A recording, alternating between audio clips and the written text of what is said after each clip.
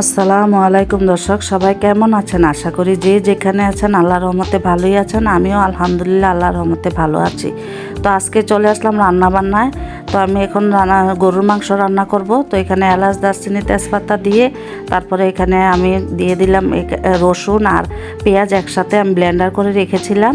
তো এগুলো দিয়ে দিলাম, তারপরে দিয়ে দিলাম লবণ, তারপরে আদা বাটা, হলুদ, মরিচ, তারপরে জিরার গুঁড়া, কাঁচা তেল দিয়ে সব কিছু দিয়ে মেখে বসিয়ে দেব। এগুলো আমি গরুর মাংসটা আজকে রান্না করব ছড়া দিয়ে, মানে কচুরমুখী দিয়ে রান্না করব। তো রান্না করতে করতে আমি আজকে আমার কিছু বন্ধুদেরকে আমি ধন্যবাদ না জানালেই না হয়। আজকে আমি আমার ফেসবুকের বন্ধুদেরকে অনেক অনেক ধন্যবাদ জানাতে চাই, কারণ আমি আজকে 9 মাস ধরে ফেসবুকে ভিডিও ছাড়তেছি। আপনাদের সাপোর্টে এবং আপনাদের ভালোবাসায় আমি এই পর্যন্ত এসেছি। আপনাদেরকে অনেক অনেক ধন্যবাদ। আর এর মধ্যে দুজন মানুষ আমাকে প্রথম থেকে সাপোর্ট করে আসছে। এই দুজনের কথা যদি না বলি নাই হবে। আমার দুজন ফুফু শাশুড়ি, ওনারা সব সময় প্রথম থেকে আমাকে সাপোর্ট করে এসেছে, এবং আমার বোন, ভাগ্নি, ভাইয়ের ছেলেমেয়েরা ওরাও আমাকে অনেক সাপোর্ট করেছে। ওদের সাপোর্টের কারণেই আমি এখনও ভিডিও করতে পারতেছি এবং ভালো ভালো ভিডিও দেওয়ার চেষ্টা করতেছি। তো আপনাদেরকে অনেক অনেক ধন্যবাদ। আমি যদি চাইতাম, আমি আজকে 3 বছর ধরে ইউটিউবে ভিডিও ছাড়তেছি। তো আমি যদি ইচ্ছে করতাম তাহলে আমি অনেক সিটারি বাটপারি করেও আমি ইউটিউবে বা ফেসবুকে আমি অনেক ফলোয়ার্স বানাতে পারতাম, কিন্তু আমি এটা চাই না। আমি চাই আমার ভিডিও দেখে যদি একজন মানুষও যদি পছন্দ করে, সে আমাকে ফলো করে, আমাকে ভালোবেসে, আমার ভিডিওকে ভালোবেসে যদি আমাকে ফলো দেয়, এটাতেই আমি অনেক খুশি, অনেক আনন্দিত। এই যে আপনারা এতগুলো মানুষ আমাকে ফলো করেছেন, আমাকে ভালোবাসা দিচ্ছেন, আমাকে সাপোর্ট করছেন। আমার হয়তো সংখ্যায় দেখতে কম দেখা যায়, কিন্তু আমার কাছে অনেক অনেক ভালো লাগে। হয়তো আমার 2000 বা 20,000 বা 2 লক্ষ ফলোয়ার হলেও আমি এত খুশি হইতাম না।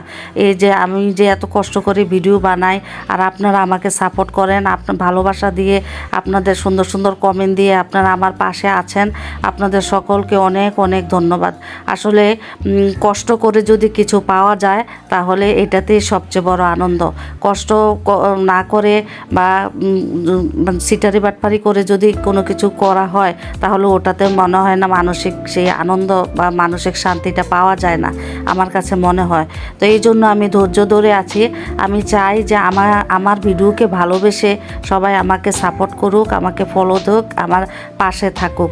তো আজকে অনেক কিছুই বলে ফেললাম। তো এখন গরুর মাংসটা কচুরমুখী দিয়ে রান্না করা প্রায় হয়ে গেছে। আর এখন এখানে রান্না করব টাকি মাছ দিয়ে চচ্চড়ি। তো এই টাকি মাছের চচ্চড়িটা একবার রান্না করে আমার হাজব্যান্ডকে খাওয়াইছিলাম। উনি বলছে ওনার মা নাকি এইভাবে রান্না করতো। তো আমি এইভাবে রান্না করলাম। তারপর থেকে উনি কয়েকবার আমাকে দিয়ে এইভাবে রান্না করিয়ে খাওয়াইছি।